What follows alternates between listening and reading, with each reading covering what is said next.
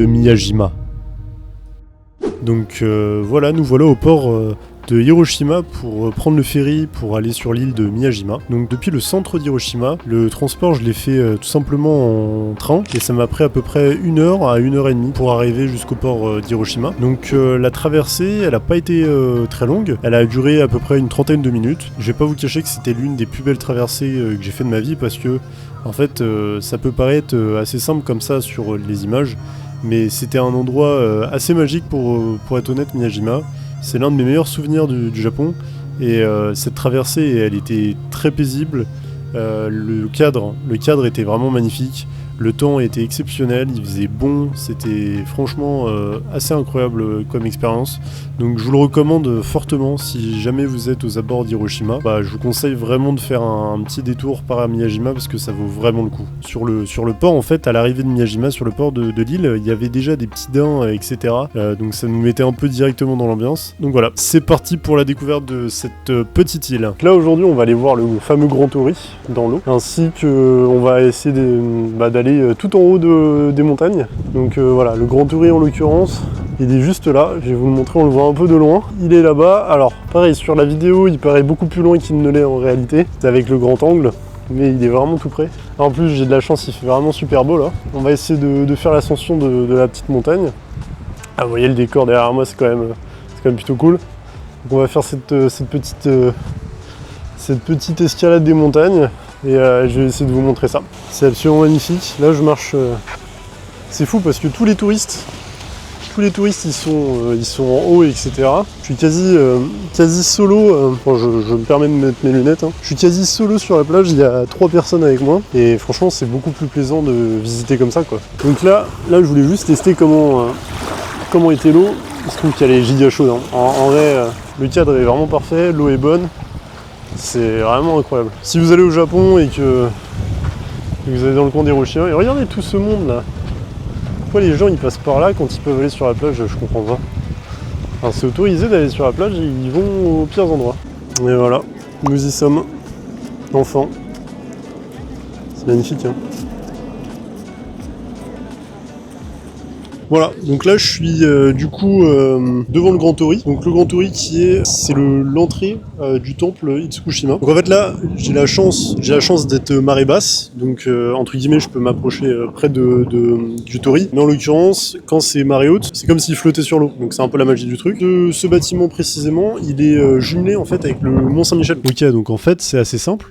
Ces deux sites ils sont tous les deux classés au patrimoine mondial de l'UNESCO et ils ont pas mal en commun, notamment le fait qu'ils soient tous les deux construits sur l'eau. Donc ça mélange un peu nature et spiritualité. Et en fait, comme chaque année, il y a des millions de visiteurs sur ces deux lieux, en fait, la France et le Japon, ils ont mis en place un partenariat touristique, un jumelage, du coup, depuis 2009. Et là, ça va faire 15 ans, du coup, qu'ils sont en jumelage et du coup, un partenariat touristique. Voilà. Donc, petite anecdote sur le temple d'Itsukushima. Et en fait, c'est un peu la même vibe, honnêtement, que le Mont Saint-Michel. De toute façon, c'est sur une plage. C'est un lieu touristique de fou malade.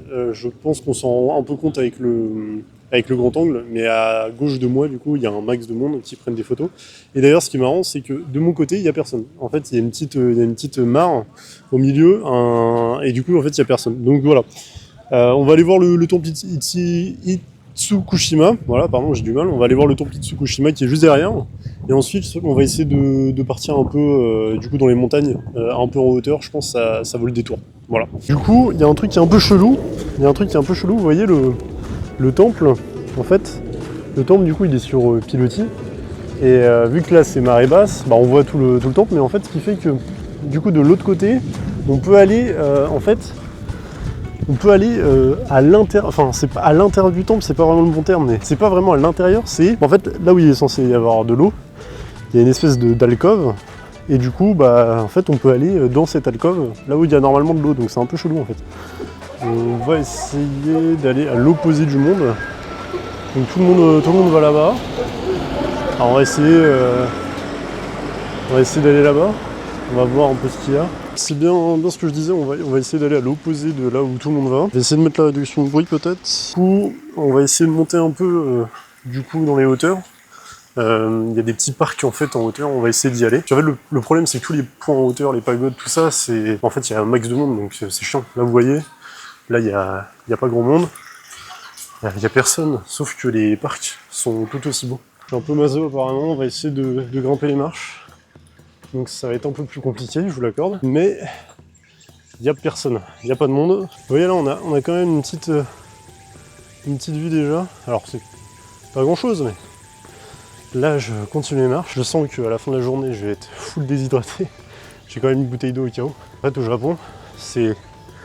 Bon, l'île de Miyajima, c'est entre guillemets exceptionnel, c'est une île sacrée, etc. Mais c'est pas si rare que ça.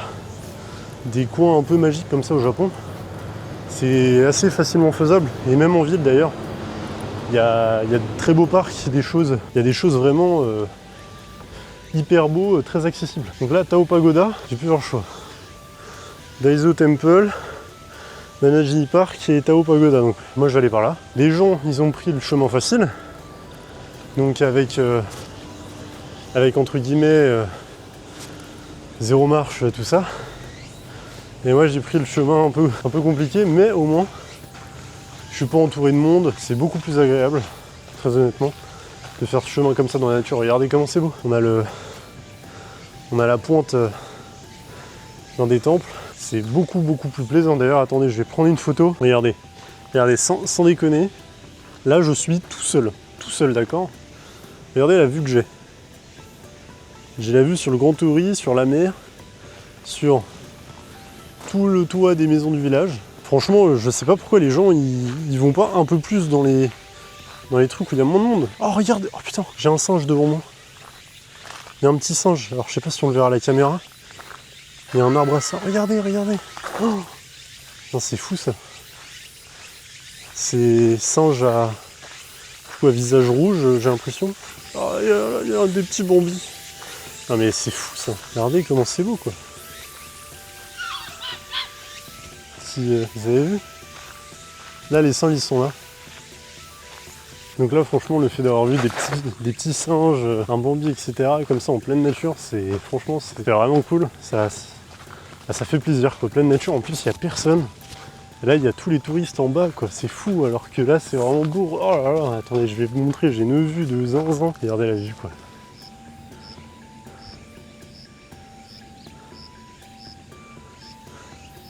On va continuer un peu dans la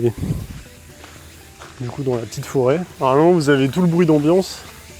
C'est vraiment quelque chose d'assez... vraiment c'est un bordel quoi. La nature clairement est... J'arrête de parler 2 secondes, vraiment c'est... Oh la vache, regardez, il y a un cerf devant moi mais avec des défenses mon pote. Celui-là faut faire gaffe je pense. Bon après je pense qu'il est habitué à avoir des gens hein, mais... On va tracer notre route. Je vais aller au truc le plus haut possible entre guillemets. Franchement c'est vraiment... c'est hyper agréable quoi, c'est très reposant. Genre il y a quand même pas mal de monde sur l'île, hein, mine de rien, c'est quand même une île assez touristique.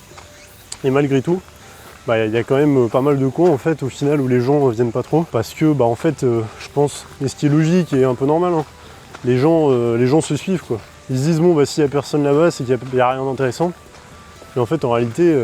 vous voyez, c'est cette expérience de pouvoir voir des petits singes comme ça en nature et avec des cerfs et dans un calme, un truc avec vraiment une ambiance hyper chill, tout ça, franchement c'est super quoi. Et regardez le cadre, pareil, vous voyez, des petits ponts en pierre, une forêt assez dense, personne d'autre. Là il n'y a que moi quoi. Bon, je vais essayer d'aller jusqu'au temple et quand j'y serai, du coup je vous montrerai un peu, même avant si je vois des trucs cool, je vous dirai. Hein.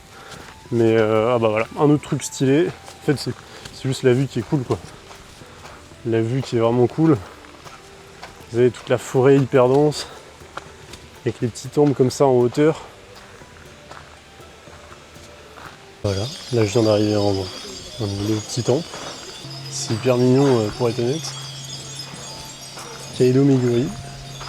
Donc là, ça c'est le temple d'Aichuin, c'est un temple bouddhiste. Au milieu de la montée, il y avait cette petite étape où il y avait ce temple-là. Donc c'était assez beau honnêtement. Il y avait pas mal de choses, notamment des petits artefacts à l'intérieur du petit temple qui faisaient hommage probablement du coup aux moines que vous voyez à l'image. Même à l'extérieur, il y avait des petits carillons, il y avait un bruit d'ambiance de nature assez agréable et assez reposant. Honnêtement, c'était un très beau temple. Le fait qu'il y ait personne aussi, ça m'a assez surpris. Et donc là, vous voyez à l'intérieur, du coup, d'une des grandes pièces, avec des lanternes au plafond.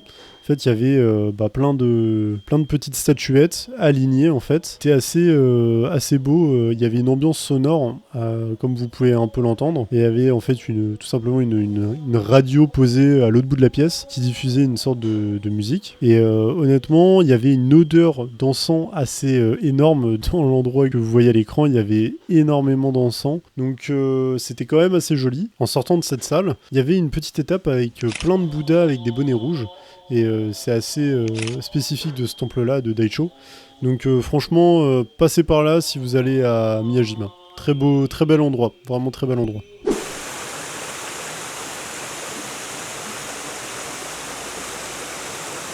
Là les gars, je suis posé à un endroit. Il n'y a personne d'autre. Et c'est vraiment...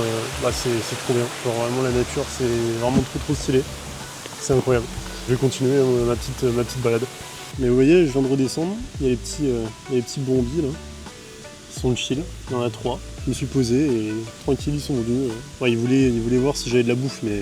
Donc je me suis rendu compte que j'avais plus beaucoup de batterie, donc je sais pas jusqu'à où je vais pouvoir filmer. Donc de toute façon, on verra ça. Hein. Alors, ça fait une demi-heure que je monte, et je vois encore, je vois pas la fin des marches quoi. C'est un enfer. Là je pense qu'on s'en rend pas compte, mais... voilà mon t-shirt, je suis trempé, c'est super. Là du coup, je viens de croiser un français qui montait une marche, je lui ai demandé. Au début je lui ai parlé en anglais parce que je savais pas qu'il était français. Bon il m'a dit qu'il y en avait encore pour 1h15 de marche, juste comme ça d'escalier. Donc pour 1h15 je vais me taper des escaliers comme ça, en pleine forêt. Top.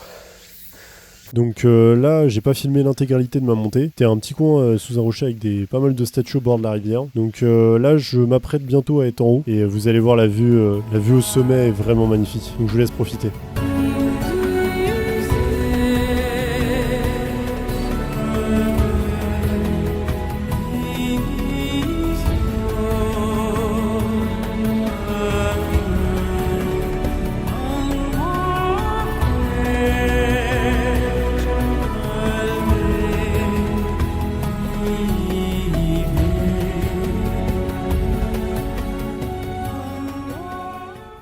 Donc après une ascension de 500 milliards d'années, je me suis bouffé un rocher en plus, là c'est au niveau de l'arcade, je regardais pas devant moi et je me suis attamé contre un rocher. Donc du coup, globalement, là je vais pouvoir redescendre du coup, et là vous avez vu la vue qu'il y a, c'est fou. Moi je vais aller là-bas, donc c'est le petit truc là-bas, et en fait là-bas il y a des cabines. Il y a des cabines en fait pour redescendre. Donc je vais y aller tranquillement. Et avec cette vue de fou là. Allez. Alors regardez, il y a la vue qu'on a déjà encore.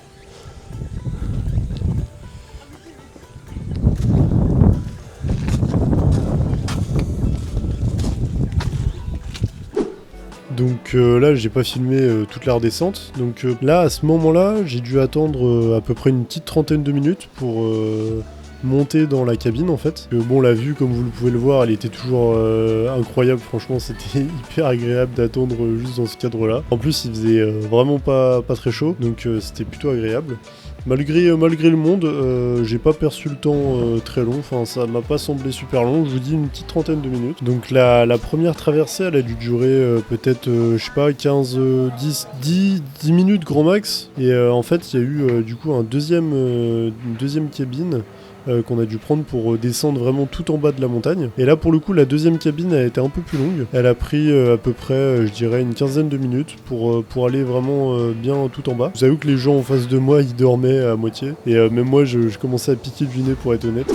Bon voilà les amis, donc là j'ai fini ma petite journée du coup sur l'île de Miyajima. Je suis un peu explosé honnêtement, avec le fait d'avoir monté toutes les marches, tout ça, je suis vraiment mort. Donc là ce que je vais faire, je vais reprendre le ferry retour, puis je vais rentrer à Hiroshima dans mon petit capsule hôtel. Je vais rentrer tranquillement, je vais me reposer un peu. Donc voilà, je vous laisse pour ce soir. très bonne journée à vous, et salute.